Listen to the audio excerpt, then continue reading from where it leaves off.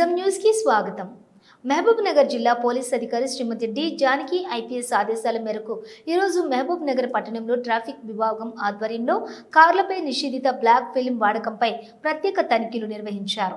ఈ తనిఖీలో traffic inspector Shri Bhagavanth Reddy నేతృత్వంలో traffic సిబ్బంది పాల్గొన్నారు।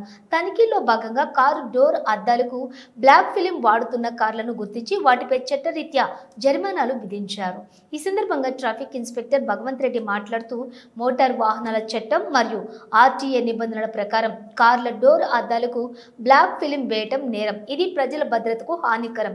బ్లాక్ ఫిల్మ్ వలన వాహనాలలో కూర్చున్న వారిని వెలుపల నుండి చూడలేకపోవటం వల్ల అనేక నేరాలు జరుగుతున్నాయి। అందువల్ల ప్రజలందరూ ఈ నిషేధాన్ని గౌరవించాలి। ఎవరైనా బ్లాక్ ఫిల్మ్ వాడితే వారిపై చర్యలు తప్పవు అని హెచ్చరించారు। జిల్లా ట్రాఫిక్ పోలీసులు ప్రజల్లో సురక్షిత డ్రైవింగ్ అలవాట్లను పెంపొందించడానికి ఈ తరహా తనిఖీలు కొనసాగుతాయని తెలిపారు। జిల్లా ప్రజలకు విజ్ఞప్తి, బ్లాక్ ఫిల్మ్ ను వాహనాలపై వాడకండి, ట్రాఫిక్ నియమాలను గౌరవించండి, భద్రత మీ చేతుల్లో ఉంది।